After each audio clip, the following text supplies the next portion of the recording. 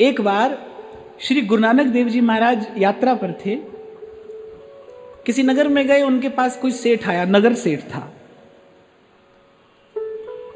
तो उन दिनों कोई उस देश में, उस नगर में कोई ऐसी रीति होगी, कोई ऐसा रिवाज होगा कि इतना धन हो जाए तो अपने भवन पे एक पताका लगा ले, इतना हो जाए तो 2 पताका लगा ले। तो कहने 7 पताका उसके भवन पर लहरा रही।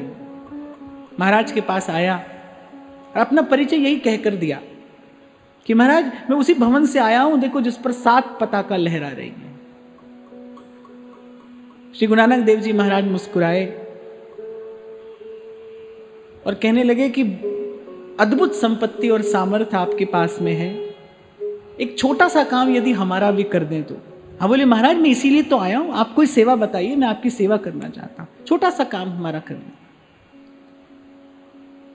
तो श्री गुरु नानक देव जी महाराज ने कहा कि एक सुई आपको देते हैं।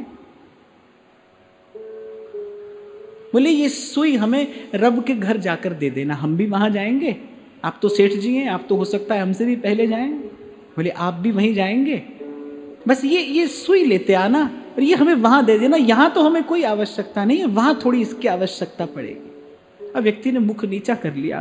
बोले महाराज आप तो फकीर हैं, आप ये कैसी बात कहते हैं, यहां से वहां सुई कैसे ले जाई जा सकती है।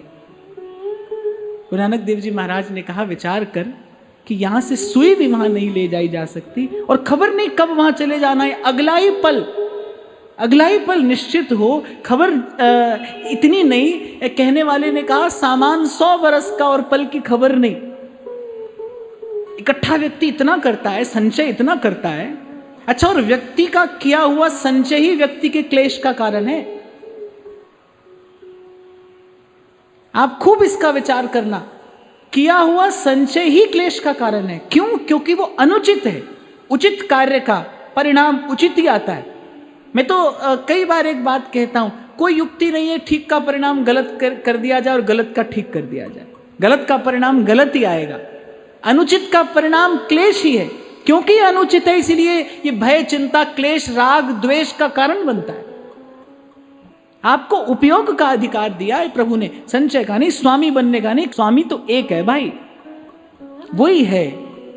और वस्तु का संचय करने से, उसका संग्रह करने से ये झूठा स्वामीपना जगता है, अधिकार की भावना आती है। आपको सिर्फ ऐसी भूल है कि आप वस्तु के अधिकारी हैं। वस्तुतः तो वस्तु ने आपकी मन बुद्धि पर अधिकार किया हुआ है। जैसे आपके मन में ये भाव आया ना कि वस्तु मेरी है, आप समझ लेना कि आपके मन का एक हिस्सा उस वस्तु ने अपने अधिकार में ले लिया। किसी वस्तु के बिना रहा ना जाए तो समझना उस वस्तु का हम पर अधिकार हो गया। अच्छा, किसी के बिना ना रहा जाए तो हम पता क्या नाम देते, बोले आपसे बहुत प्रेम करते हैं, आपके बिना रह नहीं सकते, आपसे बहुत प्रेम करते हैं। ना तो ये प्रेम है और ना प्रेम के आसपास का भी कोई भाव है। ये तो केवल मन की दुर्बलता है, ये तो पराश्रय है। और मैं तो कहूंगा, सरल शब्दों में कहूंगा, यही है संसार के माया जाल में, इस जग जंजाल में फंस जाना।